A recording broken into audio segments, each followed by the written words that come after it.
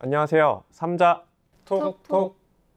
첫 번째 질문 드리겠습니다. 상반기 내내 미국 소비 경기가 좋았습니다. 네. 앞으로 이제 하반기가 남았잖아요. 하반기도 계속 좋을까요?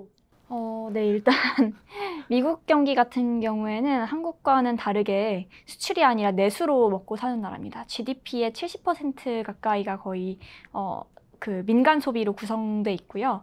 상반기에 미국의 그 소비 경기가 굉장히 좋았기 때문에 경기가 착륙하지 않는 거 아니냐, 그래서 기준금리 인하 못하는 거 아니냐는 말이 계속 있었던 것 같습니다. 근데 제 생각에는 미국의 소비 경기가 좋았던 이유는 크게 한 3가지 정도가 있는 것 같거든요. 일단 첫 번째는 고용 시장이 굉장히 좋았기 때문에 임금 상승률이 높았고, 두 번째는 금리가 높아지긴 했지만 그래도 소비자 신용이 굉장히 풍부하게 계속 돌아가고 있었다는 것이고, 세 번째는 미국이 코로나 때 초과로 저축해놓은 금액이 아직도 남아있었다는 점인 것 같습니다. 근데 이렇게 3가지 이유 중에 2가지 이유가 좀 약화되는 모습이 보이고 있습니다. 일단 차트를 보시면 왼쪽 차트는 미국의 소비자들이 가지고 있는 신용 그 잔액이 전월 대비 얼마나 늘었나 하는 차트인데요. 미국은 우리나라와 다르게 리볼빙 소비자 신용이라는 게 팬데믹 이후에 굉장히 늘었습니다. 그 리볼빙 대출을 굉장히 많이 해서 소비를 했던 건데, 팬데믹 이후에 굉장히 늘었던 리볼빙 소비자 신용이 최근 2달 연속으로 거의 0%에 달하는, 그러니까 거의 증가하지 않는 양상을 보였고요. 전체 소비자 신용 같은 경우에도 전월 대비 증가율이 21년, 22년 대비해서는 굉장히 낮아진 모습을 확인하실 수 있습니다.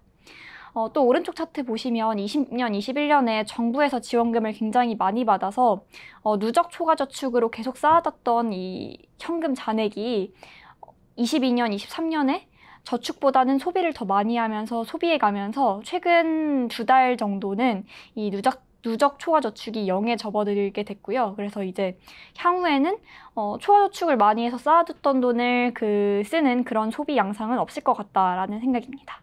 소비자 신용과 리볼빙 소비자 신용이 이렇게 줄어들고 있다는 것은 신용카드 많이 쓰고 막 리볼빙 대출 받아서 막 소비하고 이랬던 사람들이 약간 조금 소심해지고 있다. 주춤해지고 있다. 주춤해지고 있다. 이렇게 해석하면 되겠군요. 네, 맞습니다. 그 연구원님 말씀하신 대로 좀 이렇게 소비나 이런 측면에서 좀 잡힌다고 하면 물가가 좀 이제 잡히는 방향으로 갈 수 있는 건가요? 네, 그쵸. 일단 미국 물가 같은 경우에는 또 한국과 또 다르게 한국의 물가는 그 야채류, 과일류 물가랑 유가 상승률이 그 물가 전체를 끌어올린다라고 생각하시면 되고, 미국 소비자 물가 같은 경우에는 그런 상품 쪽 물가 말고 소비를 많이 해서 오르는 물가, 서비스 쪽 물가가 많이 올라서 전체 물가가 올랐다고 보시면 되는데요.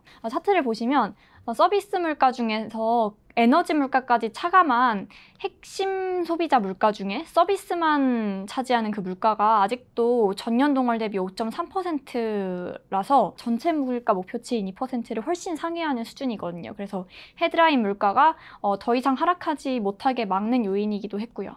근데 이렇게 소비 경기가 약화되면 하반기 중에 이렇게 서비스 물가 중심으로 물가 하강이 지속될 수 있을 것 같습니다. 좀 전에 연구원님 해주신 말씀 들어보면 미국 같은 경우에 지금 경기도 물가도 다 둔화되는 모양새로 흘러가고 있는데, 최근 그 FOMC에서 그 점도표상으로 올해 기준금리 인하 횟수를 3회에서 1회로 줄였단 말이에요. 왜 이러는 걸까요? 네, 일단 근데 저번 FOMC를 되돌아보면 원래 연준에서 3, 6, 9, 12월에 올해 몇 차례 인하를 할 건지 점도표에 찍어서 표시를 하잖아요. 근데 3월 같은 경우에는 올해 3번 인하를 한다고 점도표에 찍었습니다. 근데 최근 있던 6월 FOMC에서는 이 인하 횟수를 3번에서 1번만 인하하겠다라고 점도표에 수정을 했거든요. 근데 이 과거 차트를 보시면 핑크색으로 표시된 선이 해당 연도 말의 점도표상의 기준금리 예상치인데, 그 연중 내내 그 점도표상 연말 기준금리 예상치가 일정했던 적이 없습니다. 연중 내내 요동치다가 연말에 겨우 맞추는 수준이거든요. 그래서 저희는 올해 1번 인하하겠다고 연준이 했지만 2번으로 바꿀 가능성이 남아있다고 생각을 하고 있고요. 그래서 9월의 첫 번째 인하와 함께 점도표 수정 가능성이 있다라고 보고 있습니다. 이렇게 전망하는 이유의 근거는 저번 FOMC의 기자회견 때문인데요. 기자회견에서는 이 파월 의장이 노동시장 급하강 가능성을 모니터링하고 있고 또 예상보다 물가가 빠르게 하강을 한다면 유연하게 대응할 수 있다고 시사를 해서 이건 점도표를 다시 수정할 수 있다라고 해석을 할 수 있다고 저는 보고 있거든요. 그래서 과거에도 연말 실제 기준금리와 연중 내내 점도표상 그 예상 기준금리가 일치했던 적이 많지 않기 때문에 올해도 일치하지 않을 것 같다라고 보고 있습니다. 뭐 이런 긍정적인 시그널들을 반영해서 그런지 미국 주식시장이 사상 최고치를 연달아 갱신하고 있습니다. 그리고 나서 최근 들어서는 약간 횡보하는 모습을 보이고 있잖아요. 요거 관련해서 조금 코멘트 해주시면 좋을 것 같아요.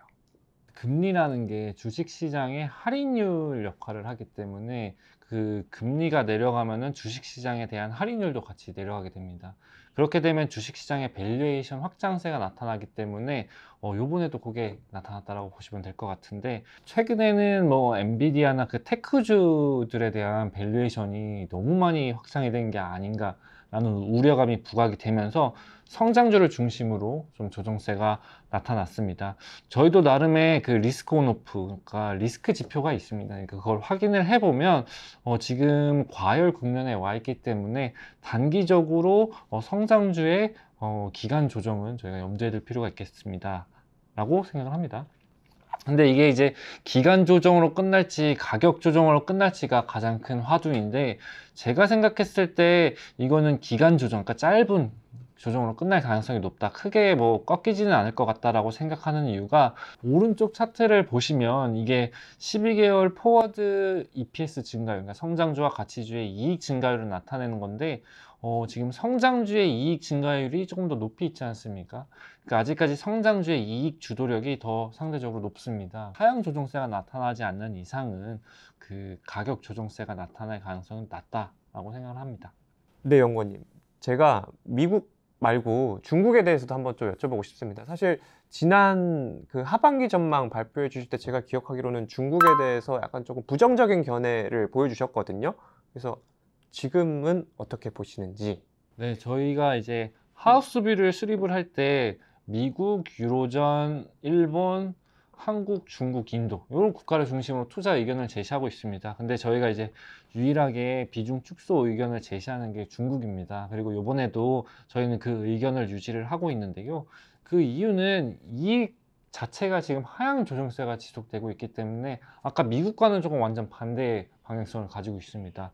그래서 이익 증가율이 하락세를 지속하고 있다는 점에서 이게 주가에 하방 압력을 가할 것 같고, 결국에는 주식시장이라는 게 경기 펀더멘탈을 따라가지 않습니까? 뭐 선행하기도 하고, 저희가 항상 말씀드리는 게 시장 유동성을 봐야 된다, 그리고 또 부동산 경기를 봐야 된다 라고 말씀을 드립니다. 뭐 주가가 단기적으로 반등할 때는 이 시장 유동성을 자극할 수 있는 정책이 나올 때만 이렇게 반등을 하지 않습니까? 근데 최근 나타나고 있는 양상이 부양책을 발표하더라도 이게 지표상으로 확인이 안 됩니다. 실제로 반등세가 나타나고 있지 않기 때문에 이 시장 쪽으로의 영향력이 조금 낮은 거 아니냐라는 게 저희의 생각이고, 실제로 경기 지표, 그러니까 유동성 지표가 반등하기 전까지는 시장도 의미 있게 반등하기는 어렵다라고 생각을 합니다. 다만 7월 중순에 그 중국의 3중 전해가 있거든요. 그때는 뭐 정책 기대감에 단기로 반등할 수 있겠으나, 저희가 생각했을 때 그렇게 크게 의미 있는 정책이고 서프라이즈적인 정책이 나올 것 같지는 않아요. 그래서 바로 되돌림 현상이 나타날 가능성이 높고, 추세적으로 보면은 그런 유동성은 공급이 잘 안 되고 있고, 부동산 시장도 지금 구조적으로 회복세가 나타나기는 어렵기 때문에 이게 쉽게 주식시장이 반등하기는 어렵다라고 생각을 합니다. 뭐 일각에서는 그 루머도 있어요. 그 루머가 이제 중국 쪽에서 중국판 양적 완화를 할 수도 있다라는 얘기가 나옵니다. 국채를 매입을 해서 돈을 시장에 푸는 거거든요. 근데 이게 인민은행 쪽에서 아니다, 이건 그냥 일상적인 트레이드다, 이 양적 완화가 아니다라고 얘기를 했기 때문에 실제로 이게 뭐 효과가 있을지 없을지는 알 수는 없으나, 시장에서는 이제 하도 이제 정책이 나오는 게 뭐 또 기대할 수 있는 게 없다 보니까 이거라도 기대해 보자라는 기대심이 있는 것 같습니다. 그래서 요거는 저희가 조금씩 모니터링은 해봐야 될 요인이 아닌가라고 생각을 합니다. 한국 고용 지표는 최근에 5월 지표가 발표가 되는데 굉장히 쇼크로 나왔잖아요. 네. 그래서 요거에 대해서는 좀 해석이 좀 필요할 것 같습니다. 네, 일단 고용지표 그 헤드라인 지표 굉장히 안 좋았는데 세부 내용을 뜯어보면 더욱 안 좋은 것 같습니다. 5월 국내 취업자 수는 전년 동월 대비로 8만 명 증가에 그쳐서 거의 3년 내 최저 증가폭인데요. 이걸 연령대별로 취업자 수를 쪼개어보면 60세 이상을 제외하고 15에서 59세 정도, 그러니까 한창 일할 나이에 취업자 수를 YOY로 계산을 해보면 오히려 18.5만 명이 감소를 했거든요. 이 정도 감소한 거는 코로나 팬데믹 때, 그러니까 그 업종들이 다 닫아가지고 문을 닫아서 고용을 하지 못할 때, 그때 이후로 거의 최악의 수준인 겁니다.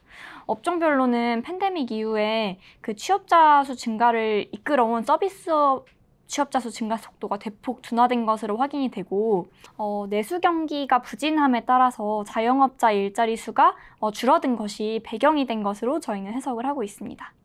특히 이번 고용시장 하강 국면에서 눈에 띄는 점은 과거에는 취업자 수가 줄어도 임금이 늘어나는 국면은 있었는데, 이번에는 취업자 수 증가율 감소뿐만 아니라 임금 상승세 둔화도 함께 확인된다는 점이 좀 주시해야 될 점인 것 같고요. 이렇게 고용시장발 성장 및 물가 하강이 동시에 나타난다면 하강기에는 한국 물가와 경기가 동시에 둘 다 좀 둔화될 수 있고 때문에 하느니 선제적으로 8월에 금리 인하도 가능할 것 같습니다. 8월이요? 네. 우리 미국은 아까 9월 예상. 네. 한국이 8월이면 미국보다 더 빨리. 이 환율 때문에라도 네.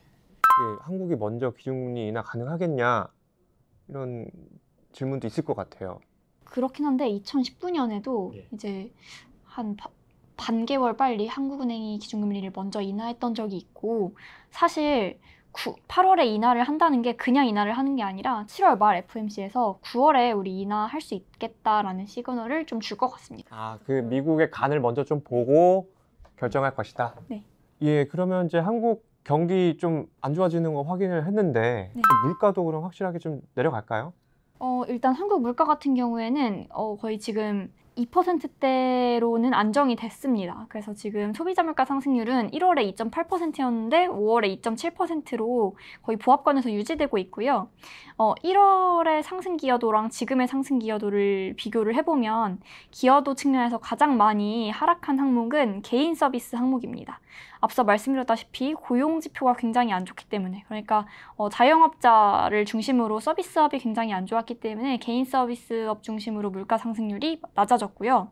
이 같은 기간에 오히려 농산물이나 석유류의 기여도는 오히려 확대되면서 이렇게 헤드라인 물가 하락을 막고 2.7, 2.8에서 왔다 갔다 하는 흐름이 유지가 됐는데요. 하반기를 예상을 해보자면 개인 서비스 기여도는 추가로 축소될 것 같고요. 그래서 석유류의 추가 상승세는 일단락되었다고 보고 있어서 저희 하반기 전체로 평균 물가 상승률 2.4% 정도 예상하고 있는데, 이건 저번에 한국은행이 경제전망에서 내놓은 전망치와 동일한 숫자입니다. 그래서 하느니 실제로 기준금리를 인하하기에 부담이 되는 환경은 아니다라고 생각을 하고 있고, 또 추가로 말씀드리고 싶은 점은 최근에 그 여당을 중심으로 정부권에서 한국은행에게 기준금리 인하해야 되는 거 아니냐는 요구들이 좀 확인되고 있는 상황입니다. 그래서 이렇게 정부 눈치를 볼 건 아니지만 그래도 여러 가지 환경을 생각을 하면 7월 금통위에서는 인하를 해야겠다라는 소수 의견이 나타날 가능성이 있다라고 보고 있습니다. 네, 이제 한국 주식시장도 한번 알아봐야 되겠죠. 한국 주식시장 어떻게 보시나요, 연구원님? 한국 주식시장에서도 미국처럼 쏠림 현상이 나타났거든요. 근데 저는 그 성격이 조금 달랐다라고 생각을 합니다. 미국 같은 경우에는 저희가 알고 있는 종목들을 중심으로 쏠림 현상이 나타나서 시가총액과 순이익의 비중의 괴리가 확대가 되는 그런 모습의 쏠림이었거든요. 한국 주식시장 같은 경우에는 2차전지 섹터의 영향력이 축소가 되고, 그리고 또 반도체 섹터의 영향력이 강화가 되면서 지금 이런 현상이 나왔던 건데요. 아시다시피 지금 반도체 같은 경우에는 수출이 굉장히 잘 되고 있지 않습니까? 뭐 미국 쪽으로 잘 되고 있고, 또 중국 쪽으로도 지금 데이터 센터에서 쓰는 그런 반도체들에 대한 수요가 높아지고 있기 때문에 이 수출 내 반도체 비중이 높아짐에 따라서 한국도 이제 시총 내 반도체 비중이 같이 올라가는 거거든요. 그래서 지금 쏠림 현상도 조금 정당화가 되고 있는 과정이라고 생각을 합니다. 그래서 지금 반도체 만 생각하면은 지금 한국 주식시장을 지속적으로 견인을 할 거고, 그리고 이게 이익까지도 같이 끌어가고 있는 모습이기 때문에 이게 주식시장의 하단을 지지하는 요인이다. 수급적으로는 지금 외국인들의 차익 실현 욕구가 나올 수 있는 시점이긴 하거든요. 워낙 지금 원화가 싸기 때문에 외국인 입장에서는 차익 실현 욕구가 나올 수는 있으나, 펀더멘털 상으로 봤을 때는 지금 저희가 하반기 전망했을 때랑 큰 변화는 없다, 견고하다라고 생각을 합니다. 그래서 저희는 한국 주식시장에 대해서는 긍정적으로 저희가 생각을 하고 있습니다. 네, 오늘도 두 분 말씀 감사하고요. 오늘도 이제 미국을 비롯해서 우리나라 그리고 중국까지 한번 알아본 것 같습니다. 그럼 저희는 여기서 인사드리도록 하겠습니다. 삼자 톡톡!